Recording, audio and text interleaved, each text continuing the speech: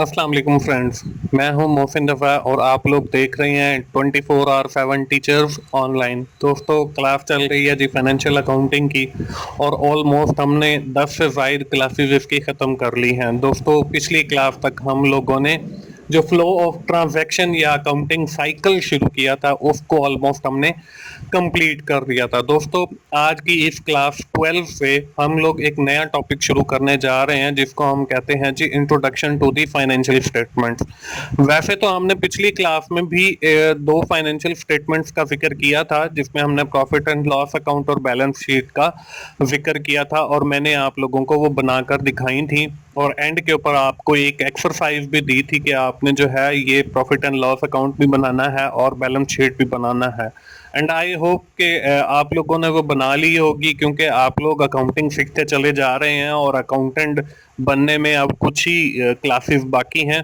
तो चलिए हम लोग अपनी क्लास का बाकायदा आगाज करते हैं और आज की क्लास शुरू करने से पहले दोस्तों हम लोग जिक्र कर लेते हैं जी अपनी पिछली क्लास का। पिछली क्लास के अंदर दोस्तों मैंने आप लोगों को सिखाया था कि हम प्रॉफिट एंड लॉस अकाउंट कैसे बनाते हैं और उसके साथ जो है हम लोग बैलेंस शीट कैसे बनाते हैं और लाइव मैंने आपको जो है प्रॉफिट एंड लॉस अकाउंट और बैलेंस शीट एक बनाकर भी दिखाई थी और आप लोगों को साथ एक एक्सरसाइज भी दी थी कि आप लोगों ने ये प्रॉफिट एंड लॉस अकाउंट बनाना है और बैलेंस शीट बनाना है।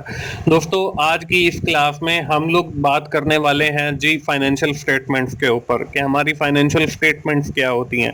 उसके बाद in our today session we will talk about the vouchers के बारे में हम लोग पहले भी पढ़ चुके हैं शुरू के कुछ क्लासेस के अंदर, लेकिन आज हम वाउचर्स के ऊपर डिटेल के में बात करेंगे और हम साथ ये भी देखेंगे कि हमारे पास वाउचर्स के कितने टाइप्स मौजूद हैं और उनमें आपस में फ़र्क क्या होता है और हम इतने वाउचर्स क्यों यूज़ करते हैं और उसकी वजह क्या है।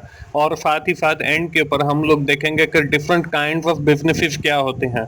हमने शुरू की क्लास में डिफरेंट फॉर्म्स ऑफ बिजनेसेस पढ़े थे, लेकिन जो है आज हम काइंड्स ऑफ बिजनेस देखेंगे with respect to the financial accounting, क्योंकि आगे जो है हम और जो है काइंड ऑफ बिजनेसेस के ऊपर बात करने वाले हैं, तो इसलिए हम लोग जो है काइंड ऑफ बिजनेस को आज डिटेल के अंदर देखेंगे। तो चलिए जी हम लोग अपनी क्लास का बाकायदा आगाज करते हैं और देखते हैं जी financial statements. Different statement is generated from the books of account.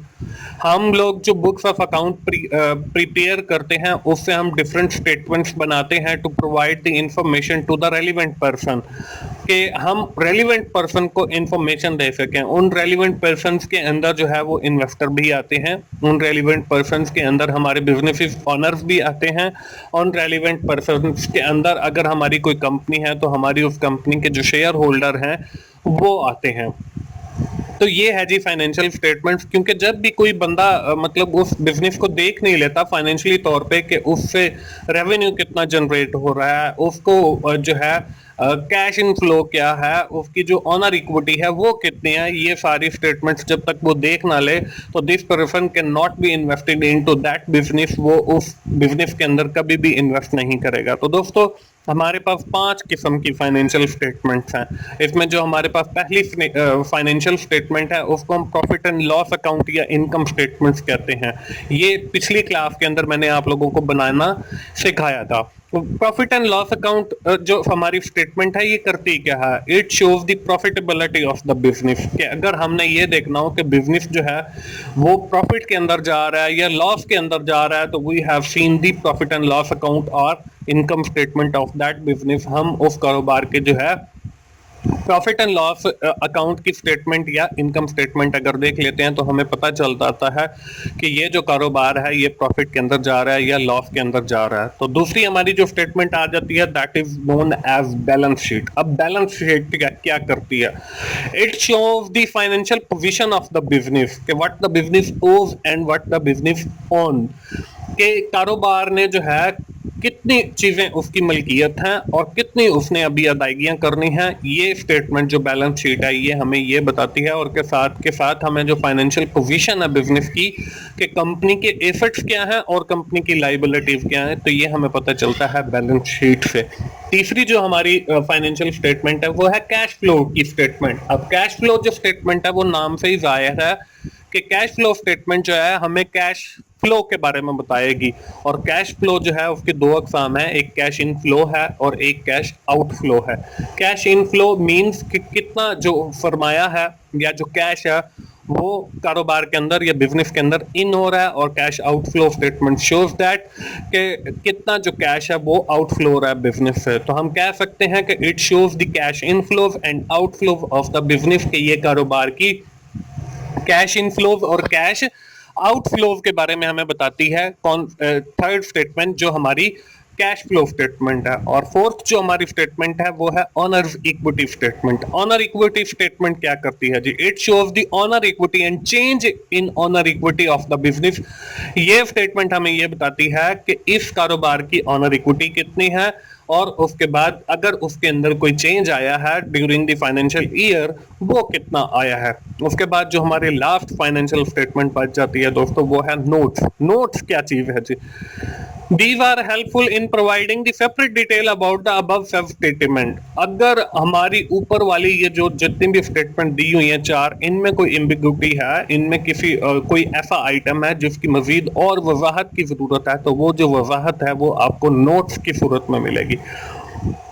तो जब भी कोई इन्वेस्टर या जब भी कोई मालिक या जब भी कोई शेयर होल्डर किसी भी कारोबार में इन्वेस्ट करने के बारे में सोचेगा तो वो सबसे पहले इन 5 स्टेटमेंट्स को देखेगा। These statements are generated from the books of account of that company. ये उस कंपनी की जो बुक्स ऑफ अकाउंट वो प्रिपेयर करती है ड्यूरिंग द ईयर, उससे जनरेट की जाती हैं। और after seeing that statements the investor and owner और shareholder invest into that business. वो फिर उसमें इन्वेस्ट करता है या उस कारोबार को शुरू करता है। अगर इन स्टेटमेंट से उसको कहीं पर ये लगे कि ये कारोबार जो है वो प्रॉफिटेबल नहीं है तो that person will not invest into that business. ये उस कारोबार में पैसा नहीं लगाता। तो दोस्तों ये है हमारी वो फाइनेंशियल स्टेटमेंट जो हम लोग पढ़ने वाले हैं। इसमें से 2 स्टेटमेंट्स के ऊपर बात हम पिछली क्लास के अंदर कर चुके हैं, और आइंदा आने वाली क्लासेस के अंदर हम लोग इन्हीं 5 स्टेटमेंट्स के ऊपर अपनी जो गुफ्तगू है वो जारी रखेंगे और डिटेल के अंदर देखेंगे कि ये स्टेटमेंट्स क्या हैं और कब प्रिपेयर की जाती हैं। तो चलिए हम लोग देखते हैं जी, नेक्स्ट स्लाइड हमारी क्या है।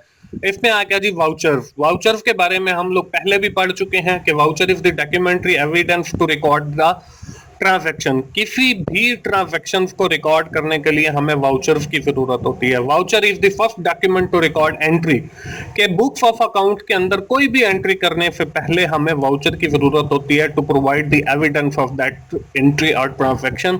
उस एंट्री या ट्रांजैक्शन का एविडेंस प्रोवाइड करने के लिए वो डॉक्यूमेंट है।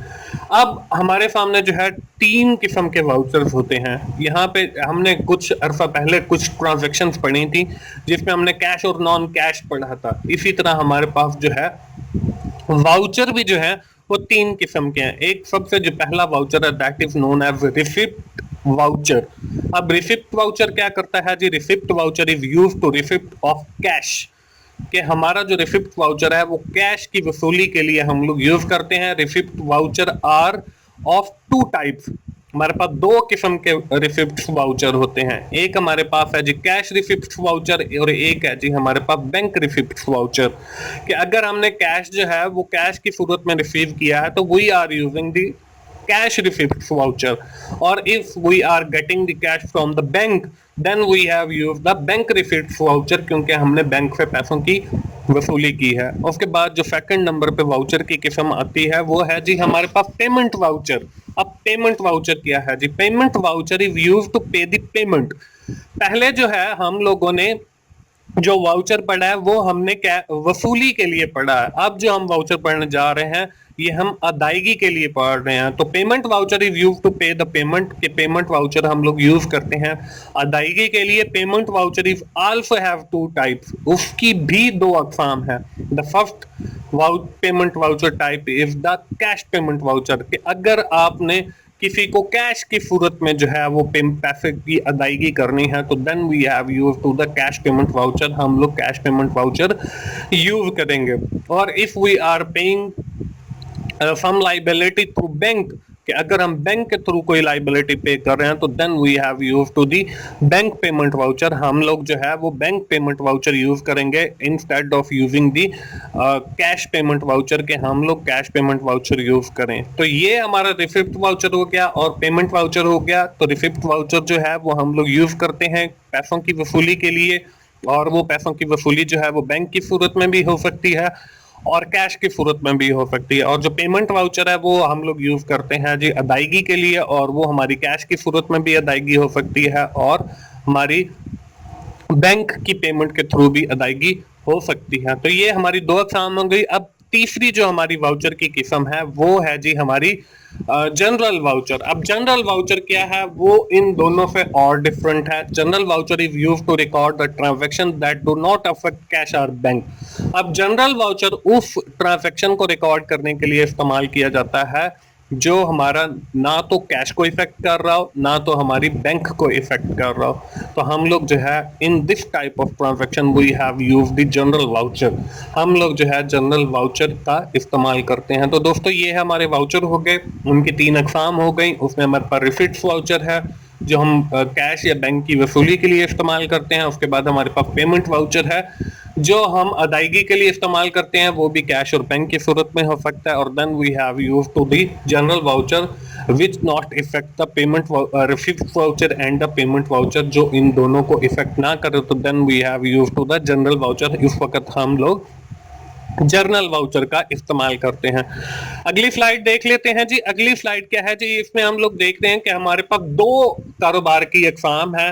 हम पहले देख रहे हैं कि हमारे पास एक मैन्युफैक्चरिंग बिजनेस है, इसको हम मैन्युफैक्चरिंग कंसर्न भी कहते हैं।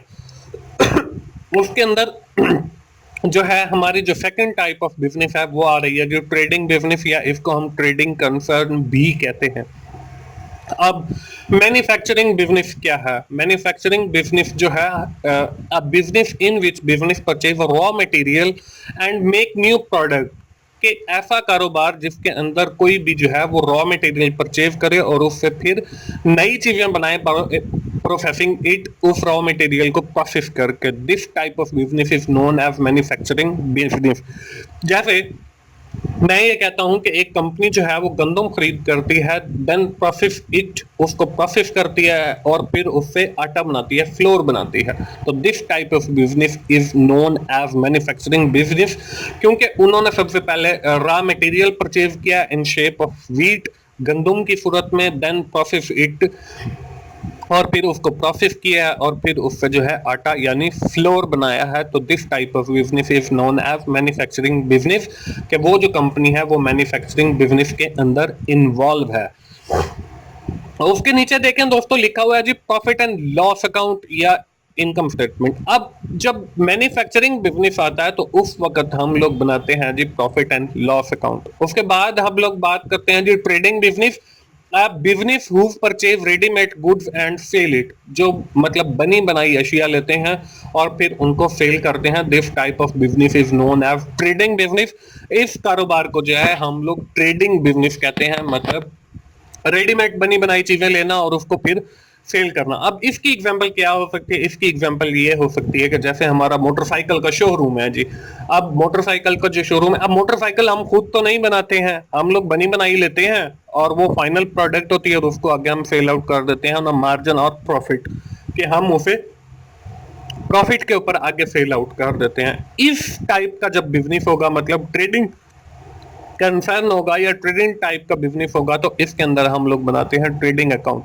और जब मैंने पिछली हमारी क्लास चल रही थी, जब हम लोग प्रॉफिट एंड लॉस अकाउंट बना रहे थे, तो उस वक्त हमने सबसे पहले जब ग्रॉस लॉस या ग्रॉस जो है वो कैलकुलेट किया था प्रॉफिट, तो मैंने आप लोगों को बताया था कि हम लोग ये जो ऊपर वाला पोर्शन है इसको ट्रेडिंग अकाउंट कहते हैं। तो when we are dealing with the trading concern और trading type of business, we have prepare the trading account.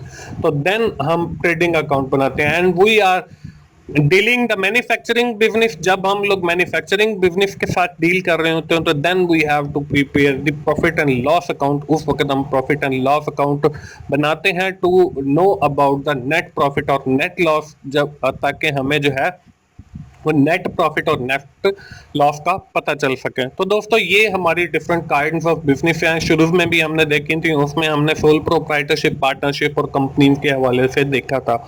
अब ये जो मैं आपको बिजनेस की काइंड्स बता रहा हूँ, ये बता रहा हूँ with respect to the product and services.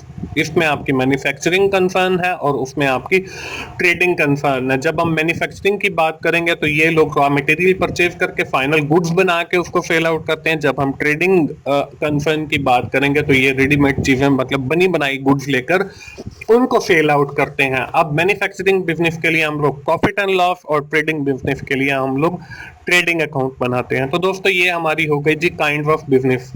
अब हम क्विकली समराइज कर लेते हैं कि जी आज की क्लास के अंदर हमने क्या पढ़ा है। आज की क्लास के अंदर दोस्तों हमने बात की है जी फाइनेंशियल स्टेटमेंट्स के ऊपर। उसमें हमने अपनी 5 फाइनेंशियल जो स्टेटमेंट है वो देखी है। उसमें हमने profit and loss, balance sheet, cash flow statement, owner equity और नोट्स की बात की। Then we have talk about the vouchers, और इसमें भी हमने उसके 3 अकसाम देखी हैं जी। उसमें रिसिप्ट्स वाउचर है, उसमें पेमेंट वाउचर है और जर्नल वाउचर है। At the end of our today session we have talk about the different kinds of business. उसमें हमने मैन्युफैक्चरिंग कंसर्न पढ़ा है और ट्रेडिंग कंसर्न पढ़ा है। दोस्तों मुझे उम्मीद है आप लोगों को फाइनेंशियल अकाउंटिंग की समझ आ रही है। दोस्तों अगर आपको मेरी वीडियोस अच्छी लग रही हैं तो उन्हें लाइक कीजिए, उन्हें अपने दोस्तों से शेयर कीजिए और कमेंट्स की सूरत में अपना फीडबैक दीजिए। और मेरा चैनल 24/7 टीचर्स ऑनलाइन सब्सक्राइब कीजिए ताकि मेरी हर आने वाली वीडियो आप लोगों तक पहुंच सके। मोहसिन भाई को अगली आने वाली फाइनेंशियल अकाउंटिंग की क्लास तक के लिए इजाजत दीजिए। थैंक यू वेरी मच दोस्तों। अल्लाह हाफिज।